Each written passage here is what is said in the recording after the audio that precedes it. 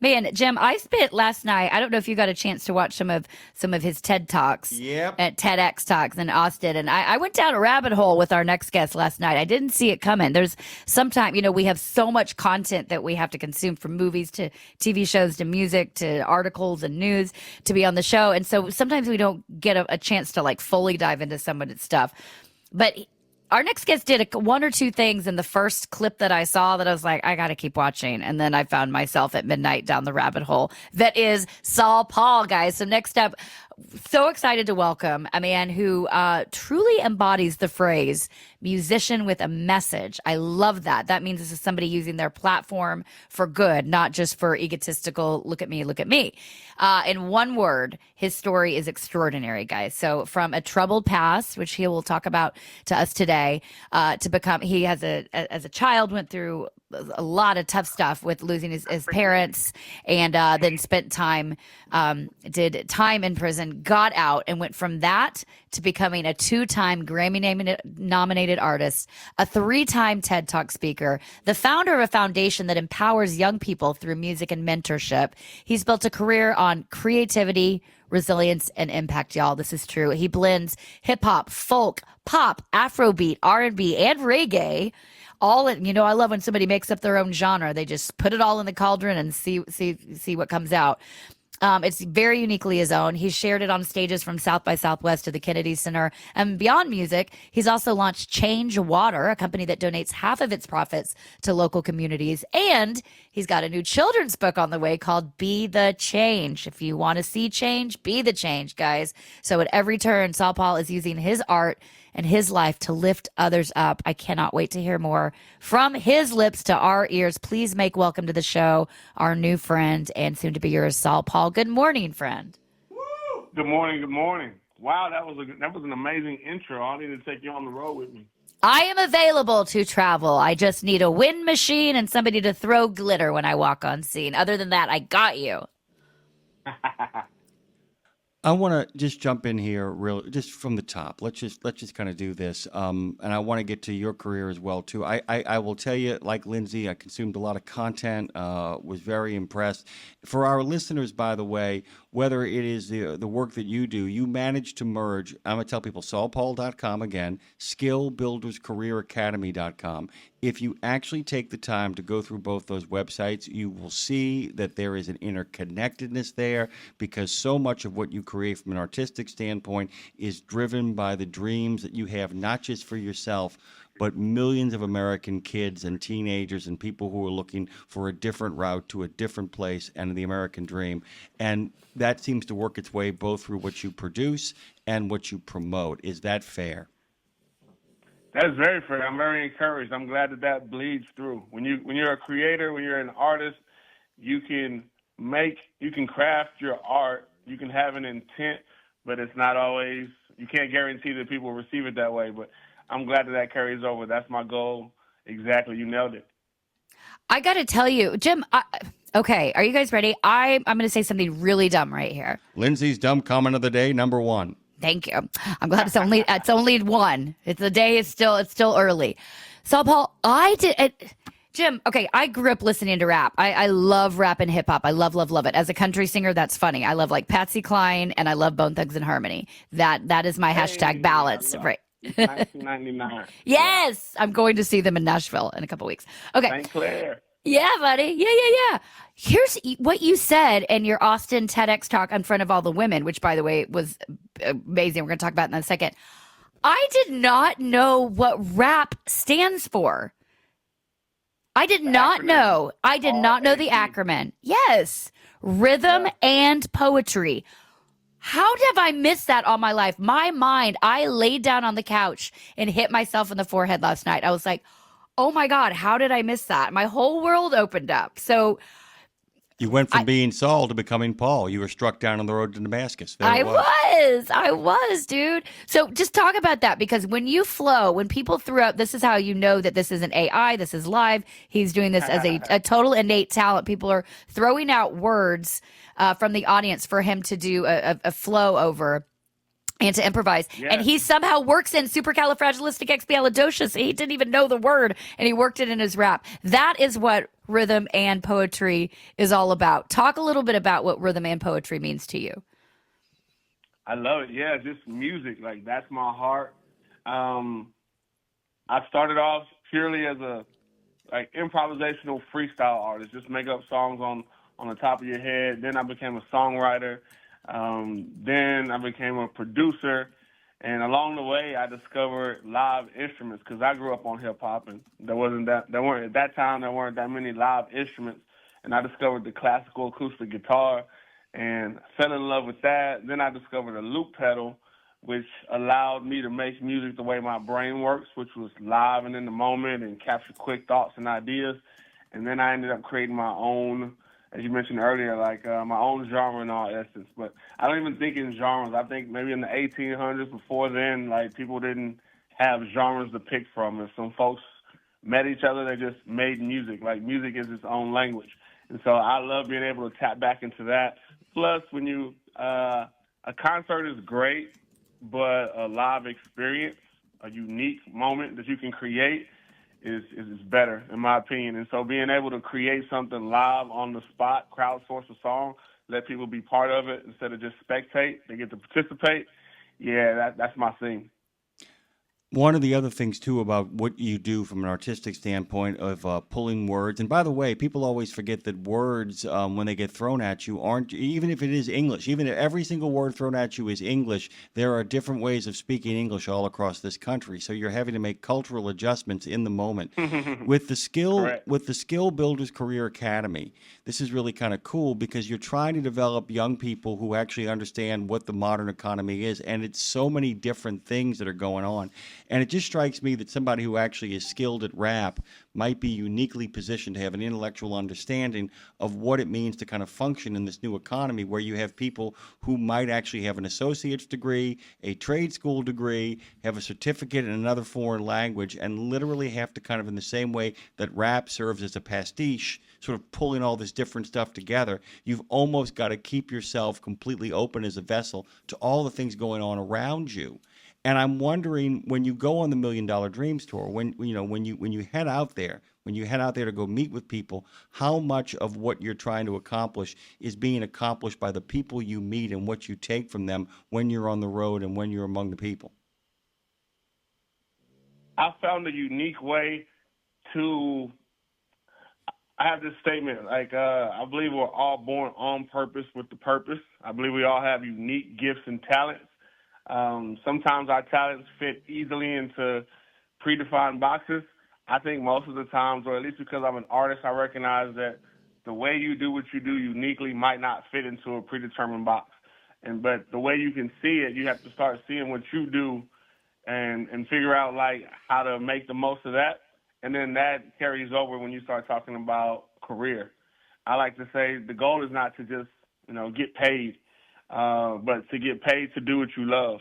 So first you tap into what it is you're passionate about, then you figure out the career for that. And you might even have to make one along the way. But when it comes to trade specifically, that's never going away. I love to see the energy and enthusiasm around trades currently, and not just as an alternative. I went to a great university, the prestigious University of Texas at Austin. I graduated, got my bachelor's. When I graduated with the 4.0 GPA. Yet I recognize that there are numerous pathways to success. My way was not the best way, the only way. It was the way for me. And so I love creating platforms and opportunities for others to find their way. And we just really respect the trades. And I do like seeing people flourish financially. And there's so much, our country's flourishing. There's so much opportunity. There's so many jobs, and the jobs aren't being filled. And with everything and how everything's changing right now, the trades were often overlooked. They were getting left behind, but now the necessity is obvious. And with the Skill Builder Career Academy, we're training up a diverse talent population and pool and creating a pipeline so folks can go from passion to purpose to career. We're talking with SaulPaul. That's one word. You can head over to SaulPaul.com, like Better Call Saul, SaulPaul.com, to find out more. SaulPaul, give us so here's the thing. I'm so curious your take on this because you your father left when you were young. We'll just do the cliff notes here. Not trying to. It's a huge, bigger story, but so people get an idea of the depth of what you've gone through to get to this place in your life. But your father left when you were young. Your mother died when you were 3 in a car crash. Your grandmother stepped in, adopted you, and raised you. Shout out to her, that beautiful, beautiful woman. And you spent time in jail later on in your life, and with all that, you can still stand here today as one of the most positive, uplifting people that I've ever heard for both yourself and others. So I feel like we go through all the hard stuff until we sort of wake up and realize life doesn't have to be a struggle. It's like we struggle when we're kind of sleepwalking through life, I'll call it, or we have these traumatic things that happen. And then one day I feel like we realize it doesn't have to be that way. Yes, stuff is still going to happen, but it doesn't have to be hard if we can live in the positive, if we can live in the gratitude, if we can live in the inspiration. And I know that sounds Pollyanna, but it is a huge perspective shift. So with all that you went through, you can stand here today and still be grateful. Talk to our listeners a little about the balance of how you get that, because I know there's people out there listening right now that are like, I am going through so much heavy stuff. How could I ever find gratitude? Give them some encouragement. If someone like you can find gratitude, how did you get there? Thank you. That's an alley-oop, slam dunk. First, I got to shout out a song that I wrote. Since you mentioned the word gratitude twice, I have a song called Attitude of Gratitude. Yeah, buddy. Everyone should check out that song. I think an attitude of gratitude is key. But let me rewind. Before we get to the attitude of gratitude, it's really about mindset. Mindset is everything. It's because you can dictate how you see things. But I always like to try to make, as an artist, there's this aspect of, I don't know, you just see things differently. So I'm always trying to take things that I see and make them practical and tangible for others. My cheat code is my face. It's a new world now. That's kind of like a cuss word, but I recognize when I say born on purpose, I know that I wasn't just that lucky sperm that made it, but I was born, I was created, I was born on purpose with the purpose. You don't always know that. So for me, that's when everything shifted. And so me being able to realize that I was born on purpose with a purpose, that it's never too late, and it's okay to be Pollyanna, like you mentioned, right? But it's really not Pollyanna, it's positive. I mean, I don't want to talk about any of the chaos, negativity, or politics, but just this week, 2 children were murdered and 12 more were injured because somebody didn't have a Pollyanna attitude, because someone had a negative mentality and they hurt other people because of it. So I think we need more Pollyanna, and I think we have to be bold enough to do it. Shout out to all my truck drivers. Shout out to everybody that's out there. What I've discovered over time there, there's culture. And most people don't really understand what culture is, but culture is like a unique set of beliefs and characteristics and attitudes around a certain group. And like, I'm from Texas, I'm from Houston. There's a certain culture in Houston. I live in Austin. There's a different culture. I just came from on tour. I was in Indiana, then I was in New Jersey, like just earlier this week, and there was a different culture there. Again, one's not better than the other. They're just different, and there's this culture. But shout out to my truck drivers. There's a culture there, and you got to be bold. There's something special about you to hop in a vehicle, hit the highway, be away from family and friends, be solo, spend that time with yourself, and you grind it out. Sometimes it's dangerous, right? But they're bold. And I just say that because I'm encouraging bold people to be Pollyanna. I'm going to keep using that word, right? To be positive and be bold, because we stay in a culture where it's not okay to be positive. Like, everybody wants to be pessimistic. Like, that's what had to change. I grew up in the worst situation. Like, my mom died, dad left, grew up in the ghetto. I got arrested by the FBI when I was 17. I went to prison when I was 20. And then I realized, you know what? It wasn't my circumstances. Everything I just mentioned is a circumstance. Circumstances are not the reason I was in prison. My choices were, my mindset. And I didn't blame it on my community or my culture, even though that influenced me. And when I was in prison, that's worse than being in the ghetto, which I grew up in. And I realized that I had to be brave enough and bold enough to be different, and I was, and I have to consistently do that, and not just in prison. It's like now in the free world, because people are pessimistic. You look at and see what's happening, and then people are just going down. And so some people have to stand up and be leaders and change the atmosphere. And so that's what I do, and that's what allows me to consistently succeed. You mentioned my TED Talk. It's crazy. I've done 4 TED Talks. I need to update my bio. I just did another one 2 months ago. It came out 2 weeks ago. and the whole TED Talk thing is cool, but I think it's crazy when you contrast where I came from. Like, who should care what I think, right? Like, there's a hierarchy in society, and I'm supposed to be at the bottom of it. Like, just realistically, people can be Pollyanna all you want, but, you know, racism is still real. I grew up poor. I have a criminal background, yet I have amazing clients that I've worked with. I've succeeded. I do great things. People can Google it, look it up, and I realized the majority of that came from my mindset, me seeing things a certain way, and then being bold enough and brave enough to be the change and lead out. So I just want to encourage others to do the same, and anyone can do it. And once you start to do it, then you get that motion, and then people hop on the bandwagon. I want people to go to skillbuilderscareeracademy.com. You'll find that some of the areas they focus on are both the hands and the heart. HVAC technicians, electrical technicians, but also office administrators. Those are very, very distinctly different skills, but all require a great deal of skill, and they are encouraging people in that direction. One of the things, if you head over to that website, by the way, Lindsay, all of our friends should check them out at skillbuilderscareeracademy.com. What you'll find out is there's an emphasis on mentorship, and it strikes me that that seems to be a big kind of personal thing, both in your music and in your charitable works and in your call to action, is that you're calling on more people out there to be mentors and to be effective mentors. If I was going to ask you what makes a good mentor, how would you describe that person? Availability and positivity. That's a great question. That made me pause. I think the biggest thing, first I would just say be available. But, you know, there were some negative mentors in my life. Like when I went to prison, prior to me, I went to prison when I was 20 years old. I never had a positive mentor. I had people that taught me how to do bad things, right? There was never an official mentorship relationship, but there were people in my community that were like, hey, this is how you do this is how you do that. And I looked up to them and I followed. And that's why I ended up in prison, because life is the sum total of the choices you make.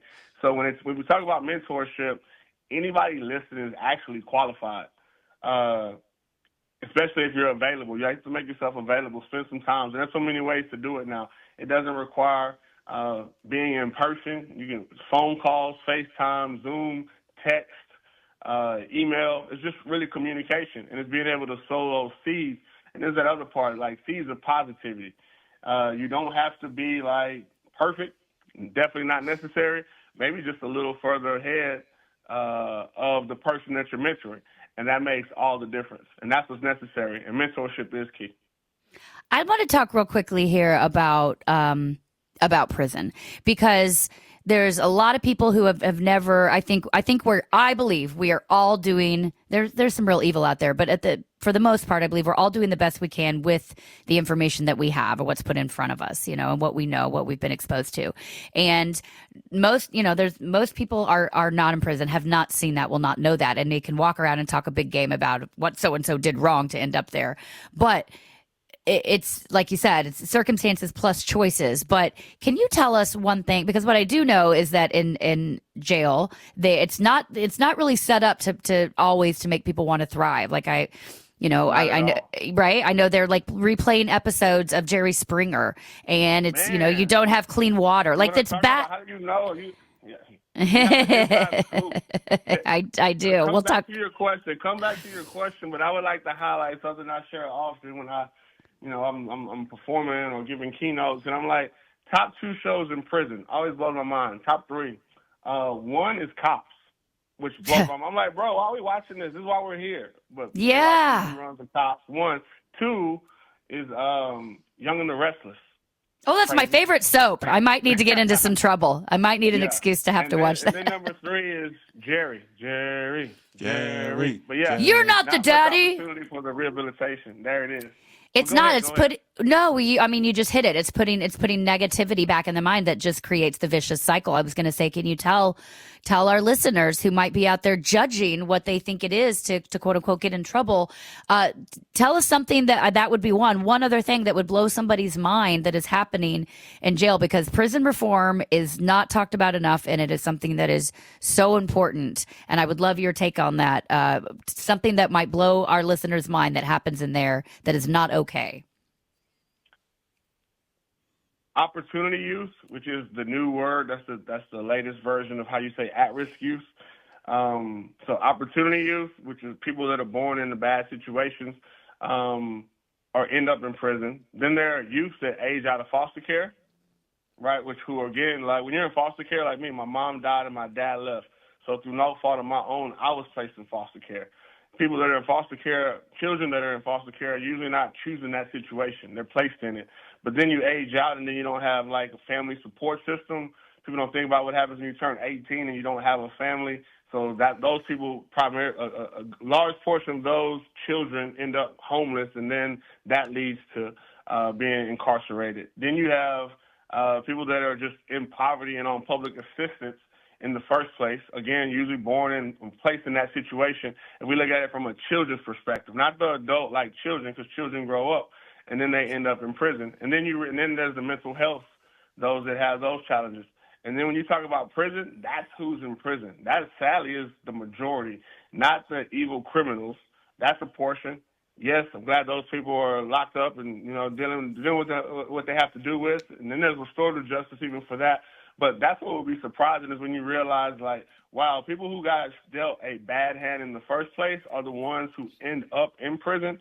And then there's, like, a lot that goes to it to where being in prison basically becomes monetized. And so they don't have, meaning that you have to pay so much money to this and that. And, again, these people came from poverty, so they can't pay it. So then you become, like, lost in a cycle. And that's the hardest part. And then it just continues on. And then when you take what you're referring to, people just assuming all these negatives about it, and it's like there's just like nobody focusing on the solution. That's why the mentorship is key. You kind of have to disrupt that cycle. You have to break that cycle. You have to come along. You have to be restorative. You have to empower people, more so start painting the vision and give people opportunity. Yeah, when I was in prison was not very real. There was no rehabilitation. It was punitive. It was punishment. Right. Also, when people go away and then it's like, wow, they spent all that time and there's no rehabilitation. If rehabilitation programs are not supported, then yeah, like there's definitely the opportunity to come back a more seasoned criminal after you go to prison. Bingo. Again, perpetuating that cycle. By the way, be the change, Jim. By the way, Lindsay, really quickly, and I don't know how our friend will feel about this, SaulPaul, who joins us this morning. I've always said going to prison should be the punishment. Surviving prison should not be the punishment. And that's one of the biggest problems as well, too. The fact that you're away from the people you love and you have limited movement to what you can do is punishment enough. It should not be a chamber of horrors. It should not be a recreation of Dante's Inferno. And that just doesn't seem like justice. It seems like retribution. I can't thank you enough for joining us this morning. There's so much more to talk about. The story is remarkable. We need to have him back. We need to have you back sooner rather than later. I'd love to come back. We got a couple of great places to send people, Lindsay. Like I said, it all kind of ties in together. Guys, please check out the $1 Million Dreams of SaulPaul. You can find them on SaulPaul.com and SkillBuildersCareerAcademy.com. Thank you from both Lindsay and I. Thank you. I'm going to be jamming Attitude of Gratitude as I'm driving around this week, and that's what we used in our promo with you.